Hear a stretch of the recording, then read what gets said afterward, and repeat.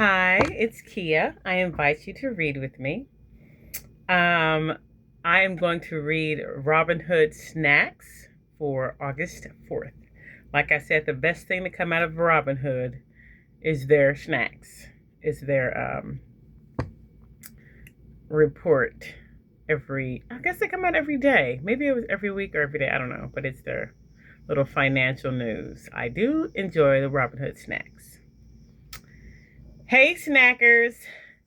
For a cohort of devotees, the best part of waking up was coffee-flavored yogurt made by French food giant Danone. The emphasis is very much on the past tense, as the Wall Street Journal reports that the beloved in niche variety has been discontinued. The just over 5-ounce cup had 32 milligrams of caffeine, or about a third of a cup of coffee. For nearly 40 years, it's what I got out of bed for, Doran Zafe of West Orange, New Jersey, told the paper. He wasn't alone. Based on the lamentations posted on the Dannon Coffee Yogurt Fanatics Facebook page, but the objections to Dannon's decision were far from widespread. A petition on the fan page has attracted just 800 signatures. The Wall Street Journal reports, and Dannon says it is not wavering from its decision. Stocks surged Monday, with the S&P 500 gaining 1.5% and the Nasdaq 100 posting a 1.8% gain as oil prices dropped. Let's get crude. Why is oil so cheap when there's a war on? Thanks, China. After the U.S. began the war with Iran in late February, oil markets jumped and predictions flowed in for them to continue to rise. Prices of $150 to $200 a barrel were plausible, according to J.P. Morgan and Macquarie, respectively, and they were far from alone among analysts. But something interesting happened as the war rolled on and off and on and off again.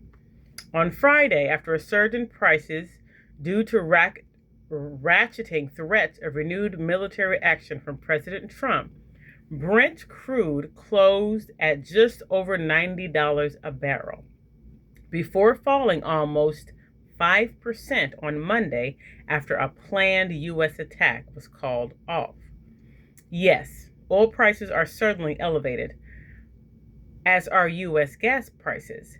But markets have consistently rated the largest physical disruption to the global petroleum industry in decades as merely mildly serious.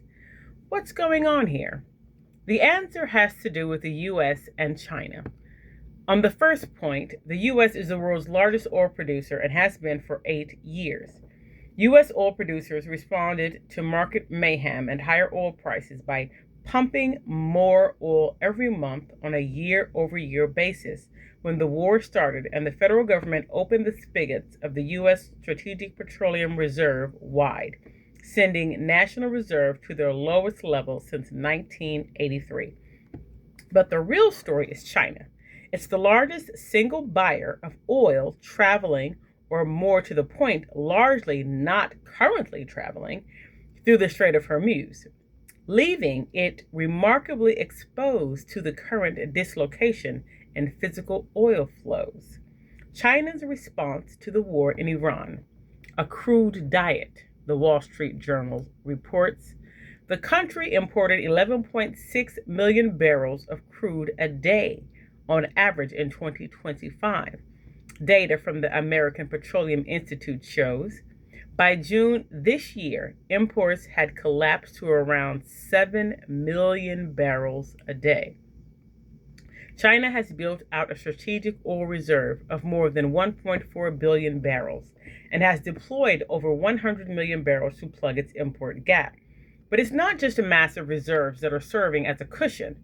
While still not a massive producer, China has pushed domestic oil production up, looked to reduce oil and gas use in the chemicals sector by using coal, and worked to at least partially wean some heavy industries off fossil fuels by using green hydrogen. And of course, the country has a wide set of policies, initiatives, and subsidies intended to spur EV adoption. The takeaway: China is the OPEC of oil demand.